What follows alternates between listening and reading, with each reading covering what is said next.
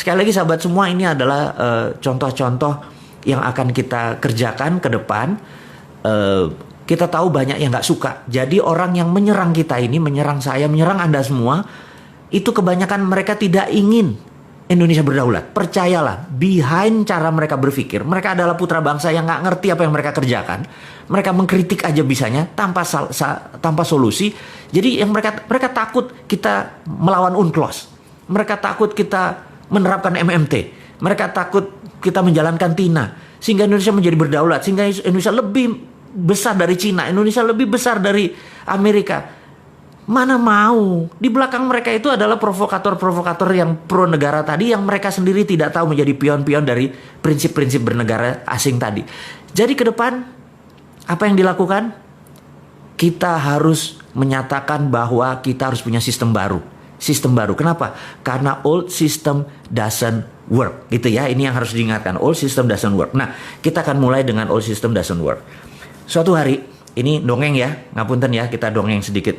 Suatu hari tahun 2017 awal, saya bertemu sama sahabat saya. Beliau adalah salah satu Wadipres, Dewan Penasihat Presiden waktu itu.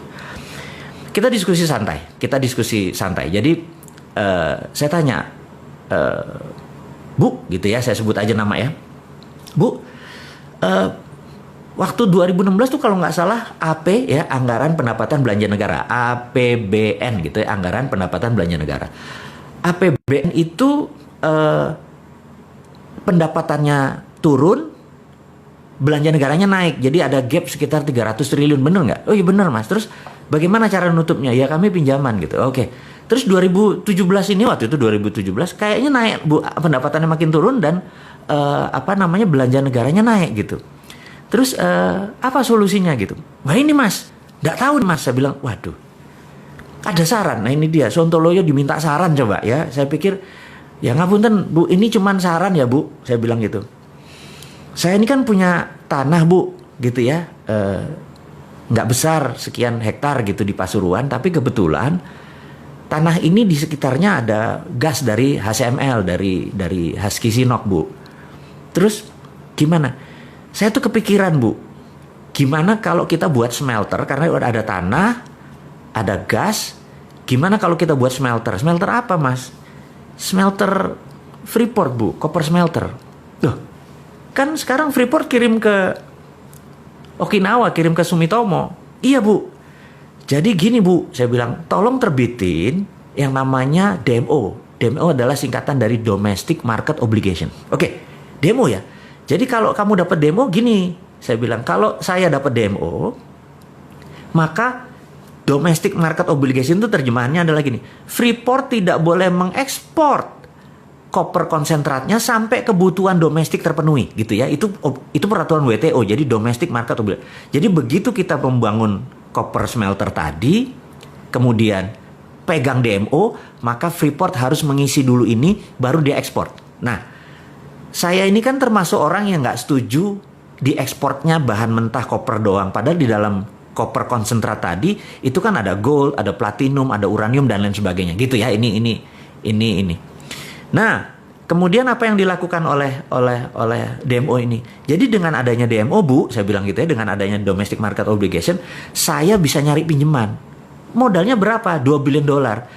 Mas punya 2 billion? Punya Bu. Wah ini kan agak gila. Punya 2 billion gimana caranya gitu. Gini Bu.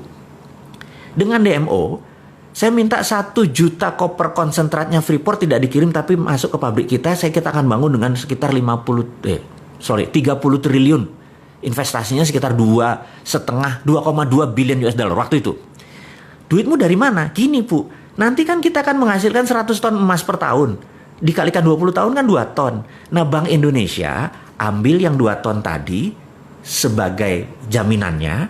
Lalu Bank Indonesia terbitin bond Bu. Bond. Jadi Bank Indonesia nggak usah keluarin duit. Terbitin aja bond. Selama 20 tahun ke depan nilainya $6 billion. Nah dengan bond $6 billion itu Bu, saya ke pasar internasional saya bisa cari duit untuk membangun 2,2 billion. Jadi saya moderat, modal dengkul urat Bu gitu. Oh ibunya ngakak gitu ya. Oke saya paham.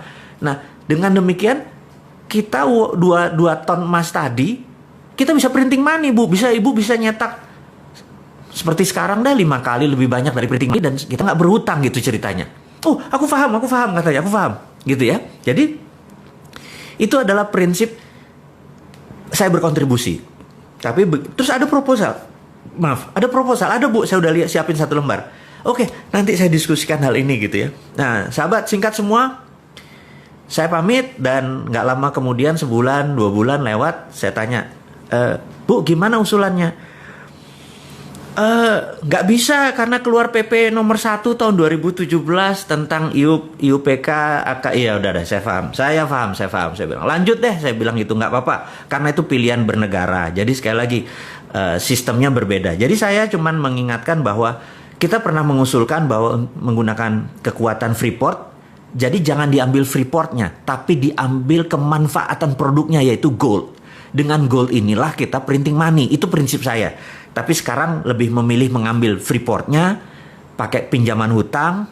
Dan kemarin utangnya saya nggak tahu gimana bayarnya karena Freeport juga produksinya nggak terlalu bagus. Utang investasi kita nggak balik-balik.